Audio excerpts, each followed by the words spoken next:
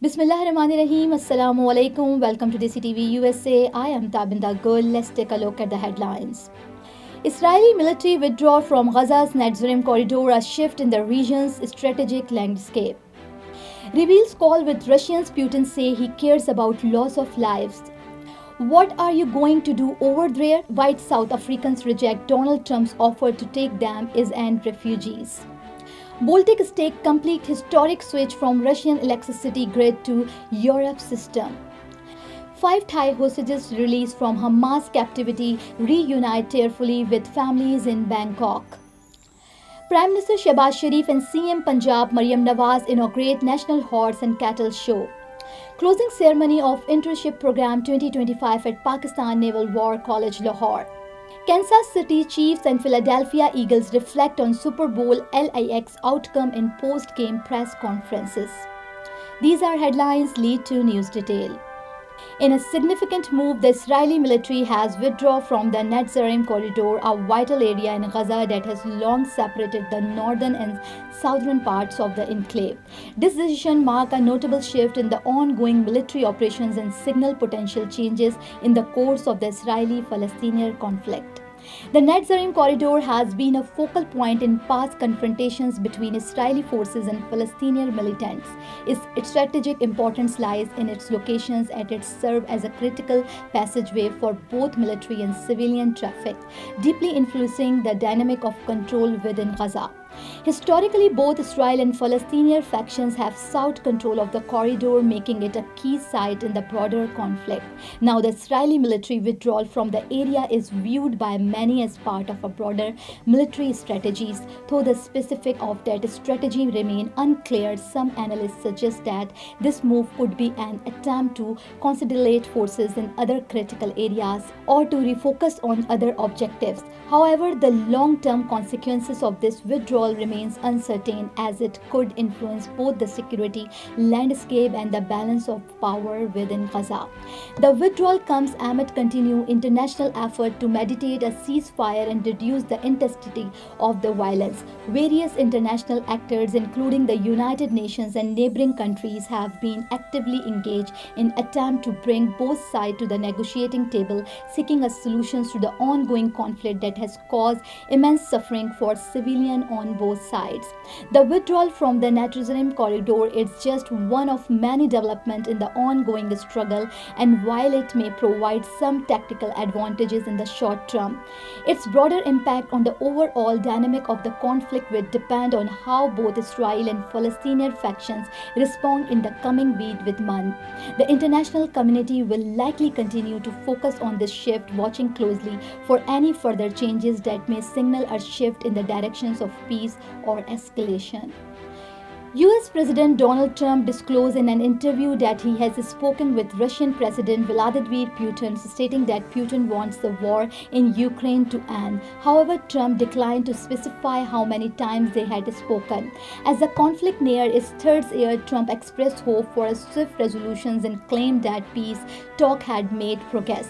While traveling on Air Force One, he directed his national security advisor to bring arranging meeting. The president has also indicated that he will likely meet Ukraine President Volodymyr Zelensky next week. You came to this country for a brighter future for you and your loved ones. You've made it this far. Now it's time to become a citizen. With citizenship, you gain the right to vote, access to federal jobs, the ability to keep your family closer, and the freedom to travel with a U.S. passport. These are just a few of the benefits waiting for you when you become eligible. We're here to help you through the process with free resources and personalized guidance. Together, we can make it easier. Get started at becomeacitizentoday.com. Some white South Africans have expressed skepticism over US President Donald Trump's reported offer to accept them as refugees fleeing persecutions, while Trump has previously voiced concern over land reform policies and violence affecting white farmers in South Africa.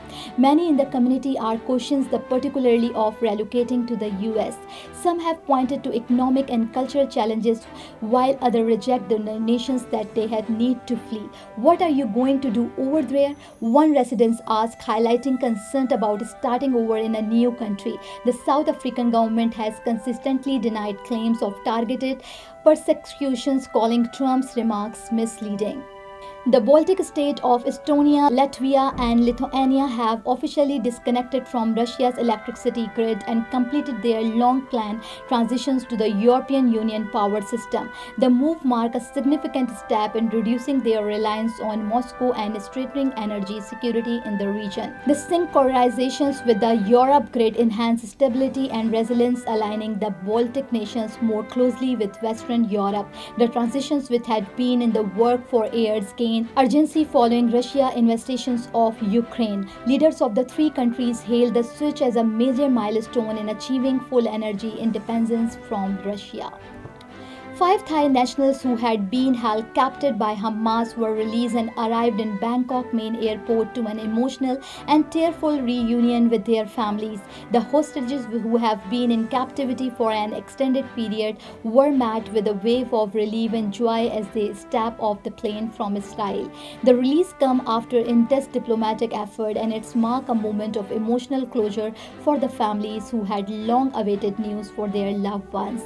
The Thai government worked alongside international partners to secure their freedom, providing a rare moment of optimism amidst the ongoing tensions in the region.